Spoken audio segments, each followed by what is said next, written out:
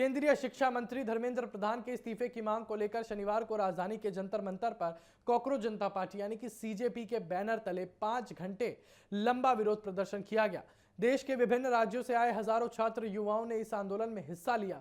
प्रदर्शन में राष्ट्रीय परीक्षा एजेंसी यानी कि एनटीए और शिक्षा मंत्रालय पर गंभीर आरोप लगाते हुए परीक्षा प्रणाली में सुधार और जवाबदेही तय करने की मांग उठाई गई।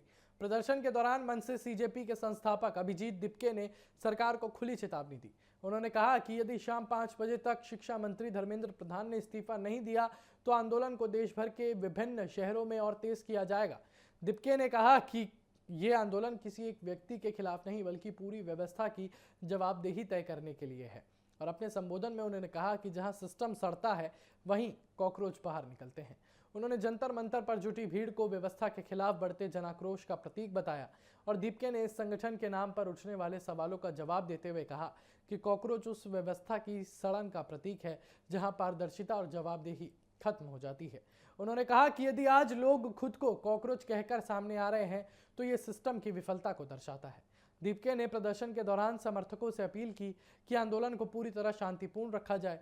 उन्होंने कहा कि पिछले कई दिनों से वो लगातार लोगों से आग्रह कर रहे हैं कि किसी भी परिस्थिति में प्रदर्शन की गरिमा जो है वो भंग नहीं होनी चाहिए। उन्होंने आरोप लगाया कि कुछ ताकतें इस आंदोलन को असफल करना चाहती हैं लेकिन छात्र और युवा इसे सफल बनाएंगे। प्रदर्शन के दौरान सोशल मीडिया और जमीनी आंदोलन को लेकर चर्चा हुई और दीपके ने कहा कि पहले ये कहा जाता था कि कॉकरोच जनता पार्टी केवल सोशल मीडिया तक सीमित है, लेकिन जंतर मंतर पर उमड़ी भीड़ ने साबित कर दिया कि युवाओं की आवाज़ अब सड़क पर भी मजबूती से उठ रही है। और इस प्रदर्शन में प्रसिद्ध सामाजिक कार्यकर्ता सोनम वांगचुक भी शामिल हुए। उन्होंने आंदोलनकारियों को संबोधित करते हुए कहा कि वो सद्भावना और शांति का संदेश लेकर आए हैं। वांगचुक ने कहा कि शांतिपूर्ण प्रदर्शन लोकतंत्र की ताकत है और इसे सकारात्मक दिशा में आगे बढ़ाया जाना चाहिए।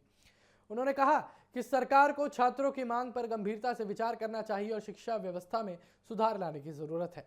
और इस दौरान प्रदर्शनकारियों ने एजुकेशन मिनिस्टर कैसा हो, सोनम वांगचुक जैसा हो जैसे नारे भी लगाए।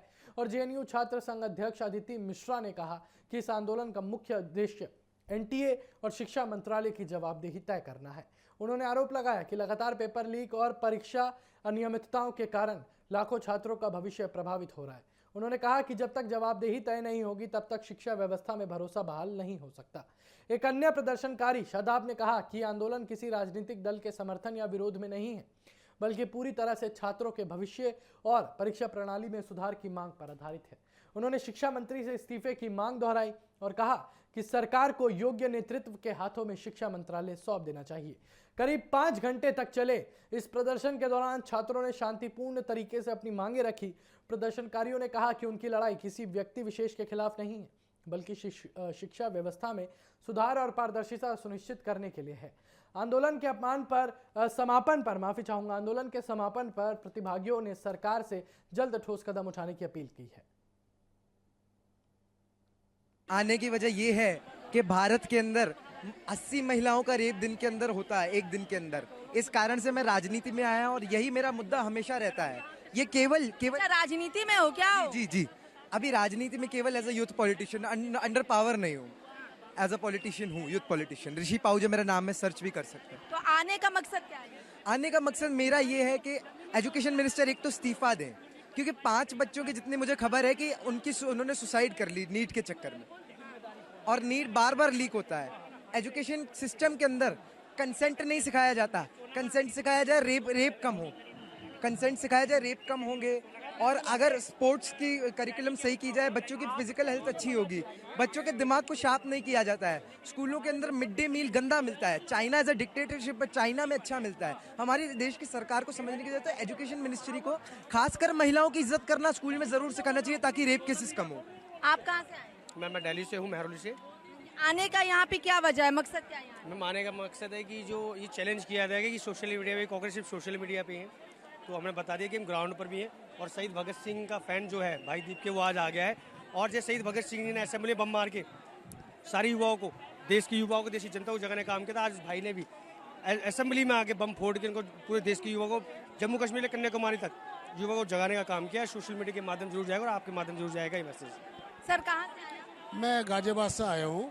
आने की वजह क्या है? आने की वजह जो धर्मेंद्र प्रधान जी हैं, हमारे देश के शिक्षा मंत्री, बच्चे का पेपर लीक होता है बार बार, तो उसके व्यवस्था अपने को चेंज करें और वो नैतिकता पे आधार पे अपना इस्तीफा दें, ताकि इन बच्चों को दोबारा अच्छे शिक्षा मंत्री मिल सके। भैया कहाँ से आए आप?